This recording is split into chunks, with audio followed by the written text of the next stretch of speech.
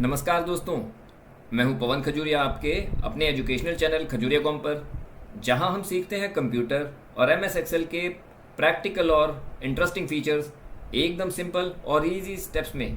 दोस्तों, आज का हमारा टॉपिक है workday function in MS Excel. और दोस्तों, आज का फंक्शन रियल ऑफिसेस, कंपनीज और प्रोफेशनल वर्किंग एनवायरनमेंट्स में बहुत ही ज़्यादा यूज़फुल माना जाता है। आप पूछेंगे क्यों? क्योंकि बहुत बार हमें project deadlines, working days calculations, office schedules, joining periods, delivery dates, leave management और टास्क कंप्लीशन डेट्स कैलकुलेट करनी होती हैं। और यहाँ नॉर्मल एडिशन काम नहीं करता, क्योंकि सैटरडेज, संडेज और हॉलीडेज़ को इग्नोर भी करना होता है। और यही काम वर्कडे फंक्शन बहुत इंटेलिजेंटली करता है। आज हम सीखेंगे वर्कडे फंक्शन क्या होता है, इसका सिंटैक्स कैसे काम करता है, वर्किंग डेज ऑटोमेटिकली कैसे कैलकुलेट होती हैं, वीकेंड्स को कैसे इग्नोर किया जाता है, हॉलीडेज़ को कैसे एक्सक्लूड किया जाता है, ऑफिस डेडलाइंस कैसे बनाते हैं और रियल प्रैक्टिकल ऑफिस वर्क में इसका यूज़ कैसे होता है। और दोस्तों, आज का वीडियो बिगिनर से एडवांस लेवल तक बहुत प्रैक्टिकल और डिटेल्ड होने वाला है। हम सिर्फ फॉर्मूलाज को रटेंगे नहीं, बल्कि हम एक्चुअल लॉजिक समझेंगे, ताकि आप कॉन्फिडेंटली वर्कडे फंक्शन को रियल ऑफिस वर्क में यूज़ कर सकें। इसलिए वीडियो को पूरा ज़रूर देखिए, वो भी एंड तक। दोस्तों, सबसे पहले समझिए कि वर्कडे फंक्शन करता क्या है। वर्कडे फंक्शन किसी गिवन डेट में स्पेसिफाइड वर्किंग डेज ऐड या सब्ट्रैक्ट करता है। और सबसे इंपॉर्टेंट बात, ये ऑटोमेटिकली सैटरडेज, संडेज को इग्नोर कर देता है। इसी वजह से ये HR departments, project management, delivery systems और ऑफिस शेड्यूलिंग के लिए बहुत ज़्यादा यूज़फुल माना जाता है। और दोस्तों, वर्कडे फंक्शन का बेसिक सिंटैक्स कुछ इस तरह से होता है: is equal to workday, bracket start date, then days, then holidays and bracket close. दोस्तों, यहाँ पर स्टार्ट डेट का मतलब है स्टार्टिंग डेट, डेज का मतलब होता है वर्किंग डेज ऐड या माइनस करने, और उसके बाद आ गया हॉलीडेज। ये ऑप्शनल होता है, जिन्हें हम एक्सक्लूड करना चाहते हैं। चलें, अब हम इसे प्रैक्टिकल एग्जाम्पल्स के थ्रू डिटेल में समझेंगे।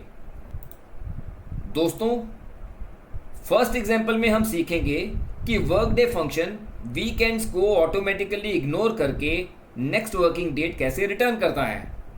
सबसे पहले मैं कर्सर को रखूंगा C3 में और टाइप कर दूंगा वर्कडे फंक्शन का सिंटैक्स कुछ इस तरह से: इज इक्वल टू वर्कडे, और इसके बाद मैं सबसे पहले दूंगा स्टार्ट डेट। तो मेरी स्टार्ट डेट हो गई A3, कॉमा, इसके बाद वो पूछ रहा है हमें कि डेज, तो कितने डेज वर्किंग डेज हो गए। हम यहां लेंगे B3 यानी 5 डेज। दोस्तों, अब ब्रैकेट को क्लोज करेंगे और प्रेस कर देंगे एंटर। दोस्तों, ध्यान दीजिए, A3 में स्टार्टिंग डेट है और B3 में वर्किंग डेज। इसीलिए वर्कडे फंक्शन ने सैटरडेज और संडेज को इग्नोर करके फाइनल वर्किंग डेट कैलकुलेट करके दे दी है। यानी सिर्फ actual office working days count हुए हैं। आप देख सकते हैं 15 अगस्त 2025 के बाद 5 दिन जो वर्किंग डे ऐड हुए, वो 5 दिन 20 तारीख नहीं बने। इनफैक्ट 2 डेज सैटरडे संडेज जो ऑफ थे, उनको उसने इग्नोर करके हमें रिजल्ट दिया 22 अगस्त 2025। अब आप फिल हैंडल पर डबल क्लिक कर दीजिए कुछ इस तरह से। तो दोस्तों, आप देख सकते हैं कि सारे रिकॉर्ड्स की वर्किंग डेज ऑटोमेटिकली कैलकुलेट होके आ गई है। और दोस्तों, इसी टेक्निक को office deadlines, project completion, task scheduling में यूज़ किया जाता है। चलें, अब एक और एग्जांपल देखते हैं। दोस्तों, अब हम एक रियल ऑफिस एग्जांपल परफॉर्म करेंगे। मान लीजिए कंपनी में प्रोजेक्ट्स चल रहे हैं और हमें ऑटोमेटिकली प्रोजेक्ट डेडलाइंस कैलकुलेट करनी है। तो उसके लिए सबसे पहले मैं कर्सर को सेल C3 में रखता हूं और अब मैं दे दूंगा यहां पर वर्क डे फंक्शन का सिंटैक्स कुछ इस तरह से is equal to work day. अब यहां पर हम ले लेंगे फर्स्ट स्टार्ट डेट, तो स्टार्ट डेट आ जाएगी हमारी A3 कॉमा, अब वो पूछ रहा है नंबर ऑफ डेज, तो यहां पर हम लेंगे रिक्वायर्ड वर्किंग डेज यानी 7 डेज B3। अब हम ब्रैकेट को क्लोज करेंगे और प्रेस कर देंगे एंटर। दोस्तों, वर्क डे फंक्शन ने प्रोजेक्ट स्टार्ट डेट ली, रिक्वायर्ड वर्किंग डेज उसमें काउंट किए और फिर वीकेंड्स को ऑटोमेटिकली इग्नोर करके फाइनल डेडलाइन रिटर्न कर दी। इसी वजह से ये फंक्शन प्रोजेक्ट मैनेजमेंट सिस्टम्स में बहुत पावरफुल माना जाता है। अब आप फिल हैंडल पर डबल क्लिक कर दीजिए, कुछ इस तरह से देखिए सारे प्रोजेक्ट्स की डेडलाइंस ऑटोमेटिकली कैलकुलेट हो गई हैं। इसी तरह कंपनीज में प्रोफेशनल शेड्यूलिंग सिस्टम काम करते हैं। चलें अब एक और एग्जांपल देखते हैं। दोस्तों, अब हम वर्क डे फंक्शन का एक बहुत ही पावरफुल फीचर देखेंगे। अब हम फ्यूचर नहीं बल्कि प्रीवियस वर्किंग डेट्स कैलकुलेट करेंगे। चलें सबसे पहले कर्सर को रख देते हैं C3 में और अब हम यहां पर वर्क डे फंक्शन का सिंटैक्स कुछ इस तरह से देंगे is equal to work day और अब हम यहां देंगे स्टार्ट डे, करंट डेट, उसके बाद हम यहां पर देंगे B3 यानी माइनस वर्किंग डेज। अब हम ब्रैकेट को क्लोज करेंगे और प्रेस कर देंगे एंटर। दोस्तों ध्यान दीजिए B3 में हमारे पास नेगेटिव वैल्यूज दी हुई हैं, इसीलिए वर्क डे फंक्शन ने फ्यूचर डेट्स की जगह प्रीवियस वर्किंग डेट्स कैलकुलेट करके दी हैं। यानी कि 22 मई 2026 के बाद उसने -5 मीन्स उल्टा चल के 15 मई 2026 हमें रिटर्न करके दी। वीकेंड्स को यहां भी ऑटोमेटिकली इग्नोर किया जा रहा है। चलें अब मैं फिल हैंडल पर डबल क्लिक कर देता हूं कुछ इस तरह से। दोस्तों सारी प्रीवियस वर्किंग डेट्स ऑटोमेटिकली यहां पर कैलकुलेट होके आ गई हैं। ये फीचर लीव कैलकुलेशंस और ऑडिट सिस्टम्स में बहुत ही यूजफुल माना जाता है। चलें अब एक और एग्जांपल करते हैं। अब हम वर्क डे फंक्शन का सबसे प्रैक्टिकल और प्रोफेशनल फीचर परफॉर्म करेंगे। अब हम वीकेंड्स के साथ साथ हॉलीडेज को भी एक्सक्लूड करेंगे। ये फीचर रियल ऑफिस सिस्टम्स में बहुत ज्यादा यूज होता है।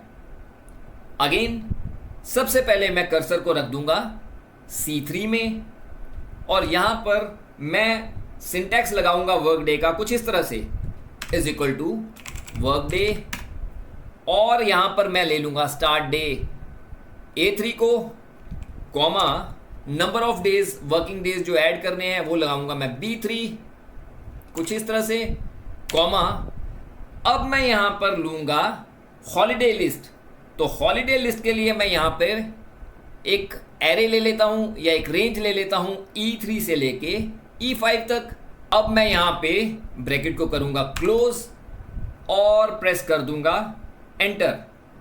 एंटर प्रेस करने से पहले आप ध्यान दीजिए E3 से E5 हॉलीडेज की रेंज है। Work day function Saturdays, Sundays और हॉलीडेज की लिस्ट इन तीनों को इग्नोर करेगा। चले मैं पहले एंटर प्रेस करता हूं। आप देख सकते हैं कि वर्क डे फंक्शन ने तीनों को इग्नोर करके फाइनल वर्किंग डेट कैलकुलेट करके दे दी है। इसीलिए ये प्रोफेशनल HR और शेड्यूलिंग सिस्टम में बहुत इंपॉर्टेंट फंक्शन माना जाता है। अब दोस्तों फिल हैंडल पर डबल क्लिक कर दीजिए कुछ इस तरह से। देखिए सारे रिकॉर्ड्स की डेट्स हॉलीडेज को एक्सक्लूड करते हुए ऑटोमेटिकली कैलकुलेट होके आ गई हैं। दोस्तों यही होती है वर्क डे फंक्शन की real professional power. I hope work day function आपको अच्छे से समझ में आ गया होगा। चलें अब एक और एग्जांपल देखते हैं। अब हम एक रियल बिजनेस एग्जांपल परफॉर्म करेंगे। मान लीजिए किसी कंपनी को डिलीवरी डेट्स ऑटोमेटिकली कैलकुलेट करनी है।